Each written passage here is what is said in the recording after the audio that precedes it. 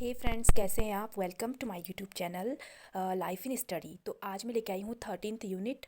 वैसे तो फ्रेंड्स मैंने बताया था जो इंपॉर्टेंट क्वेश्चंस हैं उसमें ये चैप्टर 13th जो चैप्टर इतना महत्वपूर्ण नहीं है, बट जब मैंने क्वेश्चन पेपर्स चेक किए तो उसमें मुझे दिसंबर 2019 में एक क्वेश्चन आया है इस चैप्टर से, तो इसलिए मैंने ये ले लिया है।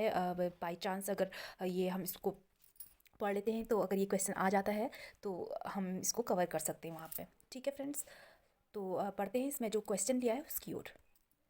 तो फ्रेंड्स मैंने इसमें जो क्वेश्चन लिया है वो ये है। चौथा प्रश्न जो है ये लिया है मैंने, इतिहास के बारे में मार्क्सवादी सिद्धांत का आप किस प्रकार मूल्यांकन करते हैं। क्योंकि जो क्वेश्चन आया है दिसंबर 2019 में, फिफ्थ क्वेश्चन आया है, फिफ्थ नंबर का क्वेश्चन, तो ये इसी से रिलेटेड आया है, मार्क्सवादी सिद्धांत के बारे में पूछा है। तो उसकी ओर चलते हैं हम आगे आंसर की ओर फ्रेंड्स। तो इसका आंसर है, मार्क्स के द्वारा कम्युनिस्ट घोषणा पत्र में अपने लक्ष्य को प्राप्त करने के लिए पुरानी पड़ चुकी समूची समाज व्यवस्था को ताकत के माध्यम से समाप्त करने का आह्वान किया गया। यानी कि मार्क्स ने एक कम्युनिस्ट लीग की जो है एक संस्था है उसकी घोषणा की। उसके बाद ये घोषणा करने के बाद उसमें क्या था कि जो पूरा संपूर्ण समाज था उस व्यवस्था को ताकत के माध्यम से जो है समाज में जो भी पूंजीवादी व्यवस्था फैली हुई थी उसको समाप्त करने का आह्वान किया गया था।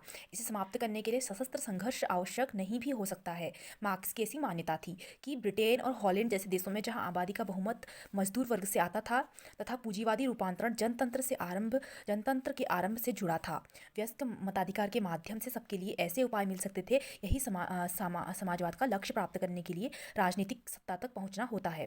एंगल्स के द्वारा भी प्रिंसिपल्स ऑफ कम्युनिज्म में टिप्पणी की गई कि शांतिपूर्ण तरीकों से निजी संपत्ति की समाप्ति बहुत अधिक आवश्यक है। षड्यंत्रकारी तरीकों को कम्युनिस्ट ने कभी भी नहीं अपनाया। षड्यंत्रकारी तरीकों को कम्युनिस्ट ने कभी भी नहीं अपनाया, यानी कि जो कम्युनिस्ट लीग थी या फिर संस्था उसने कभी भी षड्यंत्रकारी जो है तरीके नहीं अपनाए। लेकिन उत्पीड़ित सर्वहारा के अंदर क्रांति की भावना उत्पन्न होने पर वे उसका समर्थन करते थे, यानी कि वे चाहते थे कि जो भी उत्पीड़ित वर्ग है उसके अंदर क्रांति की भावना उत्पन्न हो और उसका वो समर्थन करते थे। मार्क्स के क्लास स्ट्रगल्स इन फ्रांस के 1895 के संस्करण की अपनी भूमिका में एंगल्स ने लिखा कि सैनिक अभियानों की नई तकनीकों ने जन क्रांतिकारी कार्रवाई के दौरान अवरोध उत्पन्न कर लड़ने का जो परंपरागत तरीका था उसके समक्ष बहुत सारी मुश्किलें उत्पन्न कर दी हैं। तो साहसपूर्ण कार्रवाइयों के खिलाफ यह एक चेतावनी थी, न कि सभी परिस्थितियों के सशस्त्र संघर्ष त्यागने की सलाह। लेकिन जर्मनी की सोशल डेमोक्रेटिक पार्टी में नेतृत्व के एक हिस्से द्वारा एंगल्स के इस उद्धरण का प्रयोग निश्चित समय पर यह बताने के लिए किया जा रहा कि समाजवादी लक्ष्यों को धीरे धीरे शांतिपूर्ण और संसदीय कार्यनीतियों से प्राप्त किया जा सकता है। शांतिपूर्ण तरीकों के एक प्रमुख प्रस्तावक एडवर्ड बर्नस्टाइन 1932 थे, जो कि उनके द्वारा कभी भी संघर्ष और सर्वहारा के अधिनायकत्व से संबंधित मार्क्सवादी स्थिति को कभी भी स्वीकार नहीं किया गया।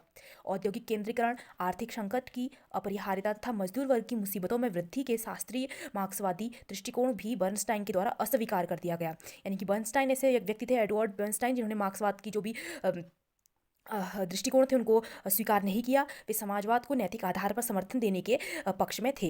राइखस्टॉग, जो कि जर्मनी की संसद के सोशल डेमोक्रेटिक सदस्य के रूप में उन्होंने प्रथम विश्व युद्ध के समय के ऋणों के विरोध में मतदान किया था तथा शांति समझौते की मांग की थी। जर्मनी की सोशल डेमोक्रेटिक पार्टी के एक अन्य महत्वपूर्ण सदस्य तथा द्वितीय इंटरनेशनल के प्रमुख व्यक्तित्व कार्ल काउत्स्की, जो कि 1854 और 1930 थे, जिनका ऐतिहासिक भौतिकवाद की समझ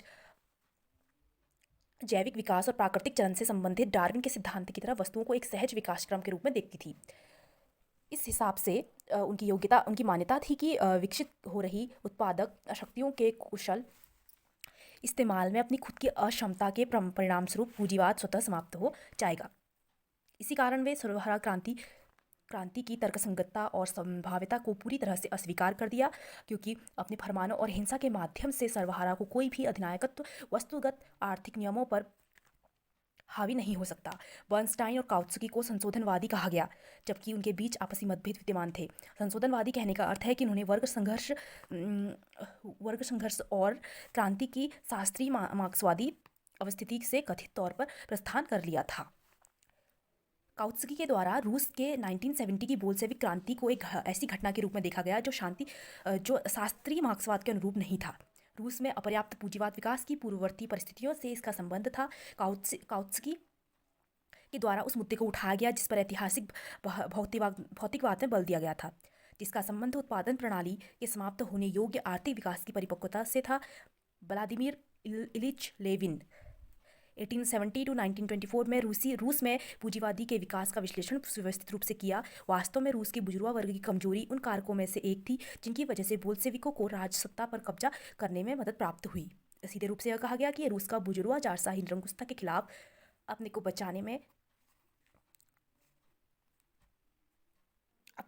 में असमर्थ था तथा उसके लिए यह आवश्यक हो गया था कि सर्वहारा के नेतृत्व में राज्य के समाजवादी कमान सौंप दें, जैसा कि लेनिन ने लिखा था। पूंजीवाद की एक अन्य महत्वपूर्ण विशिष्टता का विश्लेषण लेनिन के द्वारा imperialism the heist stage of capitalism में किया गया है, जो कि 1960 में लिखा गया। मार्क्स के द्वारा कैपिटल के पहले खंड में वर्णन किया गया है कि किस प्रकार प्रतिस्पर्धात्मक पूंजीवाद अनिवार्य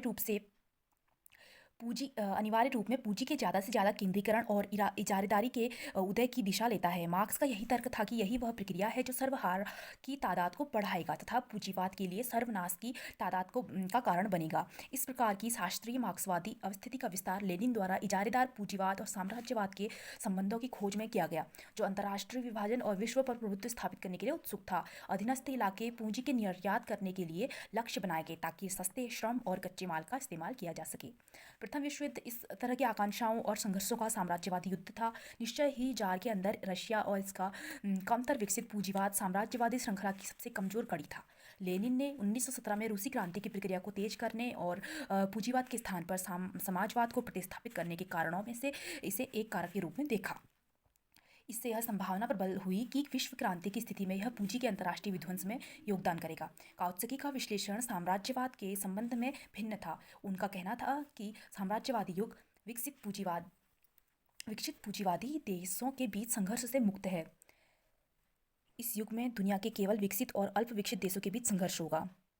अल्प विकसित देशों के शोषण की प्रक्रिया आवश्यक नहीं कि उपनिवेशों से प्राप्त साम्राज्यवादी संपदा के माध्यम से अथवा आर्थिक संदर्भों में देखा जाए, जो सस्ते श्रम और कच्चे माल की वजह से एकत्र की गई अतिरिक्त धनराशि के माध्यम से। मार्क्स और एंगेल्स ने एक राजनीतिक दल बनाने की जरूरत पर बल दिया, क्योंकि उनके अनुसार बिना किसी पार्टी के मजदूर वर्ग के रूप में काम नहीं कर सकता।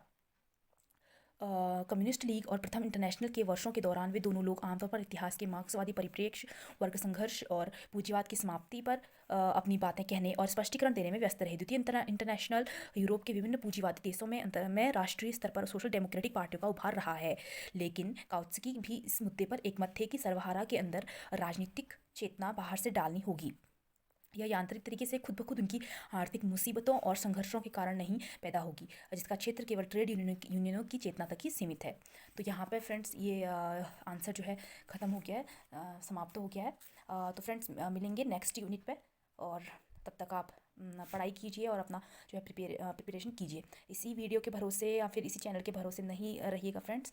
मैं तो आपको यही सजेस्ट करूँगी कि आप अपनी पढ़ाई कंटिन्यू कीजिए। हाँ, आप ये वीडियोस भी देखिए, ये नहीं इसका मतलब बिल्कुल भी ये नहीं है कि आप ये वीडियोस ना देखें, वीडियो देखिए और बट अपनी प्रिपरेशन जो है ज़रूर कीजिए। ओके फ्रेंड्स, मिलते हैं नेक्स्ट वीडियो पे। Thank you so much.